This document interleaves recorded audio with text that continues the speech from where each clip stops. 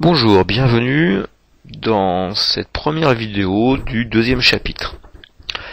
Cette vidéo a pour but d'introduire la notion d'écart total, mais également introduire le premier niveau de décomposition de cet écart total. Alors, je pense que vous ne serez pas surpris, qu'est-ce que c'est qu'un écart total?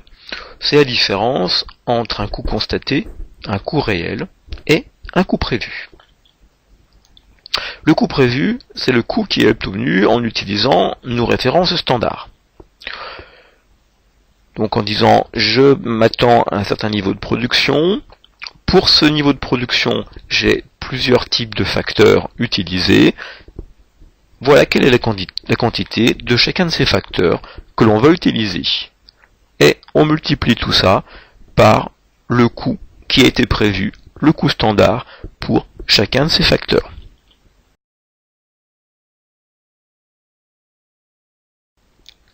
Si maintenant j'applique ceci à la société P, et notamment à son premier produit, le produit semi-fini A. Je partirai tout d'abord de la production standard de ce produit. Souvenez-vous, lorsque nous avons décomposé les temps de production, nous avions effectivement 2500 heures utilisables pour la production. Nous avons par ailleurs un rendement standard qui nous est fourni. Il faut une demi-heure pour fabriquer un produit A. C'est donc 5000 produits que l'on peut fabriquer. Je vais maintenant vous faire un petit tableau pour pouvoir regarder quel va être le coût standard de la production normale, ce qui nous sera nécessaire pour ensuite calculer l'écart total. Nous avons trois facteurs utilisés pour obtenir le produit A. De la main-d'œuvre, de la matière première et des charges indirectes. Pour la matière première, 5000 produits sont fabriqués et on prévoit de consommer 4 kg de matière première par produit. C'est donc 20 000 kg de matière qui seront nécessaires. La main-d'œuvre, 5000 produits, chaque produit demandant 0,75 heures de travail manuel.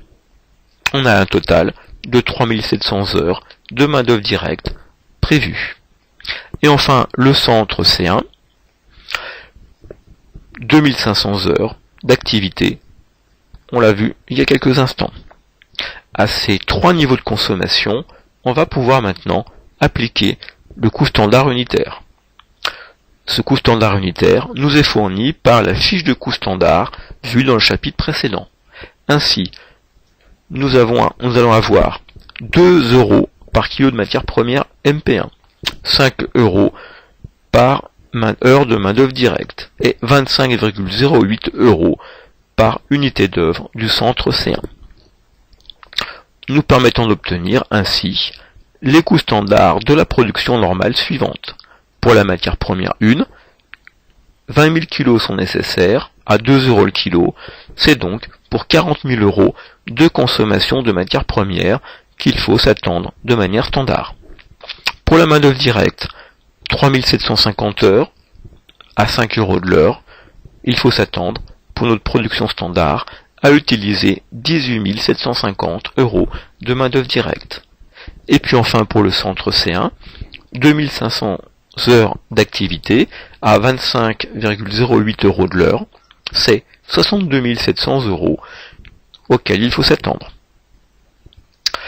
Maintenant que nous avons le coût standard, nous allons pouvoir aller sur les calculs de notre écart total, c'est notre deuxième petit tableau.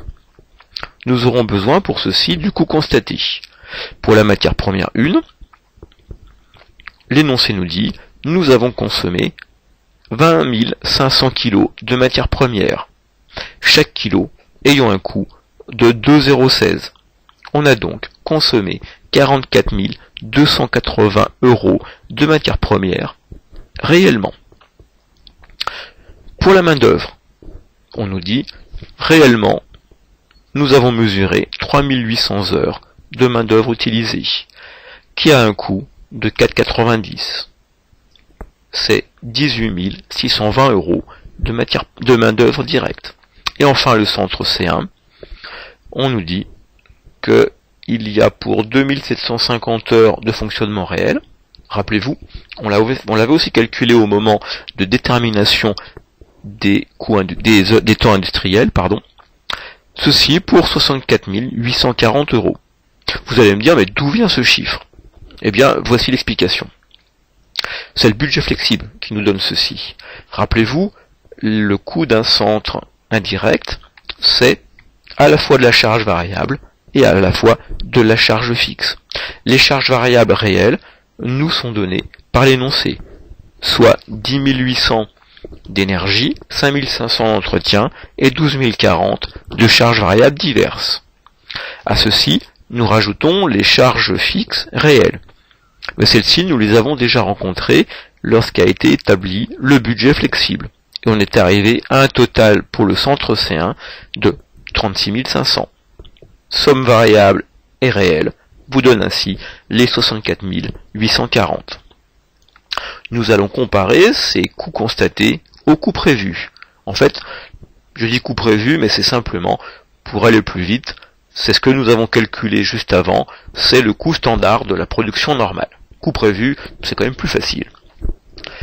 Je retrouve ainsi les 40 000, 18 750 et 62 700 calculés précédemment.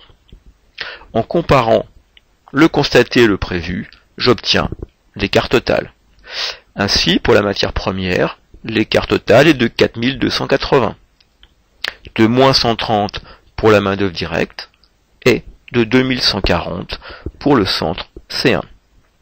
Nous avons donné un montant, nous avons donné un signe pour chacun des écarts. Eh bien, nous allons continuer à utiliser les principes de l'introduction sur les écarts pour maintenant donner le sens de celui-ci. Commençons par la matière première 1. À quoi nous renvoient ces 4280?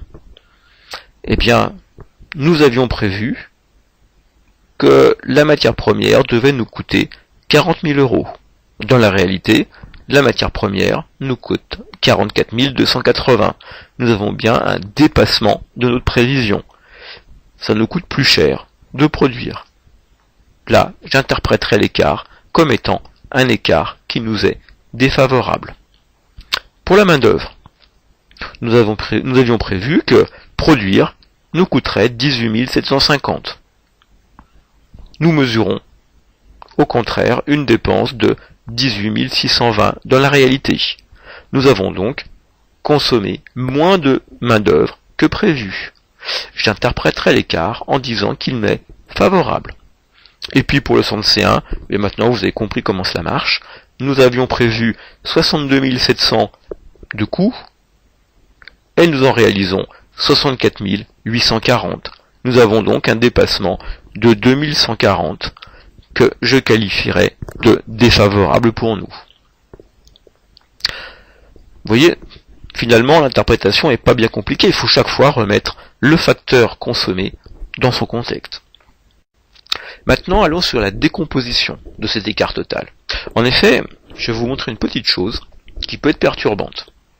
Imaginons que l'on a un écart total de 2. Cet exemple est complètement déconnecté de la société P. Cet écart, si je regarde de plus près, peut avoir plusieurs origines. Par exemple, l'origine peut être une variation de la quantité consommée. J'avais imaginé consommer 3 kg d'une matière première, qui coûte 2. Dans la réalité, en fait, je consomme 4 kg, toujours pour un coût de 2. J'ai un écart total de 2. Mais l'écart total peut être dû plutôt à une variation du coût. Regardez, variation de coût, je pensais consommer 4 kg de la matière première, j'en consomme effectivement 4 kg. Par contre, je pensais que 1 kg allait me coûter 1,50 €, dans la réalité, il me coûte 2. Écart total de 2. Vous voyez déjà ici que, si je creuse pas un peu, mon écart total de 2, je ne suis pas capable de l'expliquer. Et puis il y a un peu plus compliqué, c'est une combinaison des deux variations. Je pensais consommer 4 kg de la matière première, dans la réalité, j'en consomme 6 kg. Je pensais qu'un kilo de matière première me coûterait 4 €, dans la réalité, il m'en coûte 3. Mais l'écart total est bien de 2. Et vous voyez ici que j'ai deux phénomènes qui jouent dans un sens contraire. J'ai l'augmentation de la consommation, je passe de 4 à 6 kg, je consomme plus, ça m'augmente mon coût, et j'ai un phénomène de sens inverse qui lui va me diminuer mon coût, c'est qu'en fait, le kilo consommé me revient un peu moins cher que prévu. J'avais prévu un coût de 4, il est de 3. Donc j'ai un phénomène qui me dégrade la performance et un autre de sens contraire qui me l'améliore. Mais ça me fait un écart total de 2. Il va donc falloir mettre en place une approche un peu systématique pour décomposer cet écart total afin d'expliquer ses causes. Pour ceci, eh bien, je vais introduire un nouveau type de coût. Je vais introduire le coût préétabli adapté à la production réelle. Ah bah je vous avais prévenu, le vocabulaire ne fait que se compliquer et souvent nous amène un peu à réfléchir, mais à quoi veut-il nous emmener? Ce coût préétabli adapté à la production réelle, eh bien, c'est la consommation préétablie du facteur multipliée par le coût unitaire standard du facteur. Me direz-vous, ça nous avance beaucoup. Oui, un peu quand même. Parce que la consommation préétablie du facteur, eh bien, ça ne sera jamais que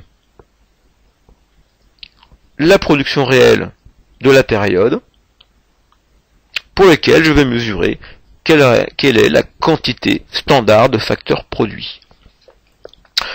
Comprenez la chose suivante. Je vais dire que chaque produit fabriqué va respecter notre norme de consommation. Mais je vais adapter la consommation totale à mon niveau de production réelle. Et puis l'ensemble sera multiplié par le coût unitaire standard du facteur. Vous voyez là, je retrouve aussi un de nos principes de calcul des écarts énoncés dans l'introduction. Je ne fais varier ici qu'une variable à la fois. Les deux, la quantité et le coût, sont des éléments fixes, des éléments de prévision. J'ai adapté ceci au niveau de ma production réelle.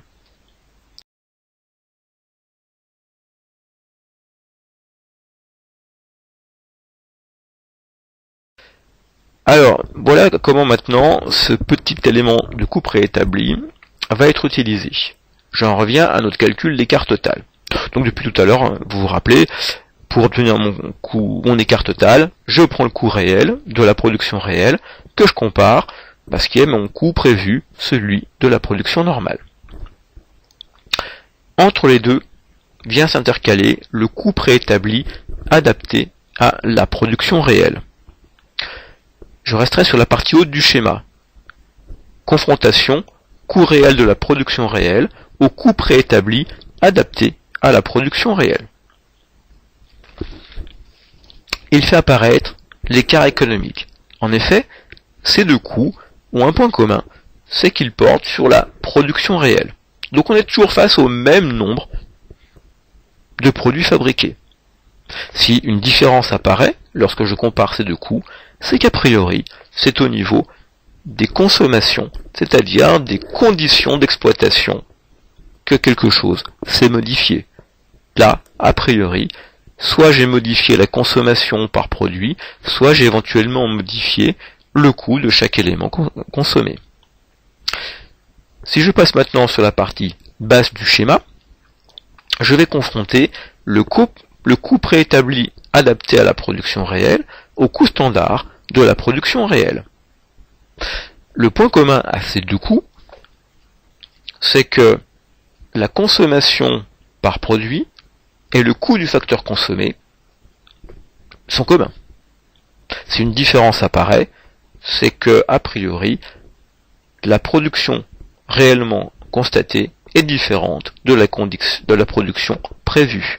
On est alors sur ce qu'on appelle un écart de volume d'activité. Et c'est uniquement le fait que l'on produise plus ou que l'on produise moins qui fait que l'on a un écart de volume d'activité. Alors cet écart de volume d'activité, son intérêt principal, c'est qu'il nous sert un peu de sonnette d'alarme.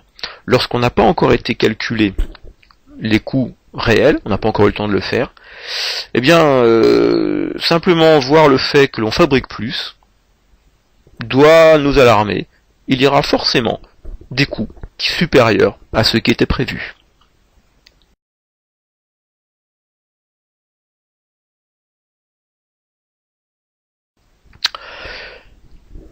Là vous allez commencer à me dire, oui mais ça fait beaucoup de calculs, on va en mettre un peu de partout. Non, parce que des tableaux sont un peu prévus à cet effet.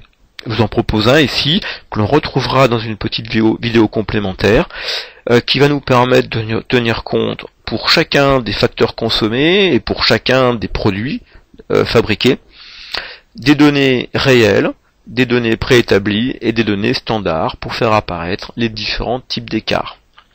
Pour monter ce tableau, on aura besoin de quelques éléments. On devra se référer assez régulièrement à la fiche de coût standard. On aura aussi besoin de déterminer quels sont nos niveaux de production à chaque fois, tant standard que réel.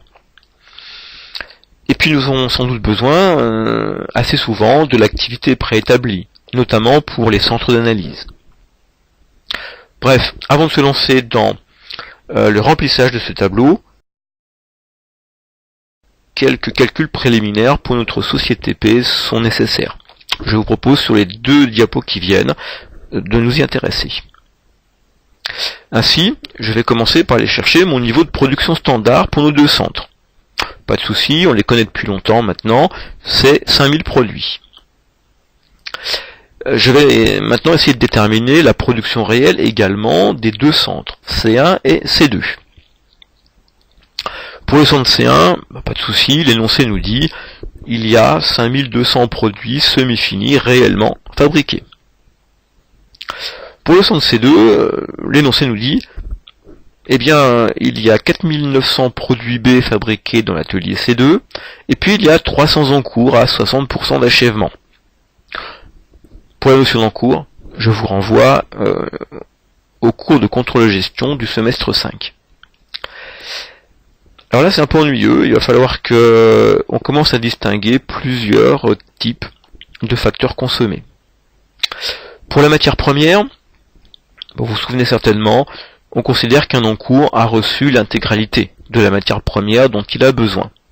Donc ici, on a 4900 produits qui ont été terminés, et pour les 300 encours, ils seront considérés comme des produits équivalents terminés ayant reçu l'intégralité de la matière première, soit un total de 5200 produits entièrement ou équivalents terminés. Pour la main d'œuvre et pour le centre C2, on considère en fait que on n'a pas intégralement engagé les charges. Donc le calcul sera le suivant, on aura 4900 produits qui eux ont tout reçu, et puis on a les 300 en cours qui eux n'ont reçu que 60% de la main d'œuvre et des charges indirectes du centre C2. On dira alors que nos 300 en cours correspondent à 180 produits équivalents terminés. Le centre C2 aura donc réalisé 5080 produits équivalents terminés. Pour le centre C1, on pourra leur établir l'activité préétablie, 5200 produits réellement fabriqués, avec un standard qui est de une demi-heure de fabrication par produit. C'est donc de manière préétablie 2600 heures qui devraient être nécessaires pour ce niveau de production réel. Pour le centre C2, le standard nous dit il faut un quart d'heure pour obtenir un produit. On vient de voir que la production en équivalent terminé de C2 est de 5080 produits. La prévision est alors pour cette production réelle de 1270 heures de fonctionnement de l'atelier C2. Maintenant, ceci étant établi, eh bien on peut calculer le coût préétabli adapté à la production réelle pour notre produit A. Premier tableau, 3 facteurs. Je vais tout d'abord déterminer la consommation préétablie de chacun d'entre eux. Pour obtenir cette consommation préétablie, je partirai de la consommation standard unitaire par produit, multipliée par la production réelle. Ainsi, 5200 produits sont réellement fabriqués. Pour chacun d'entre eux, nous devrions normalement utiliser 4 kg de matière première, soit 20 800 kg au total. Pour la main-d'œuvre directe, toujours 5200 produits réellement fabriqués, qui demandent théoriquement 3/4 d'heure de main-d'œuvre, soit 3900 heures.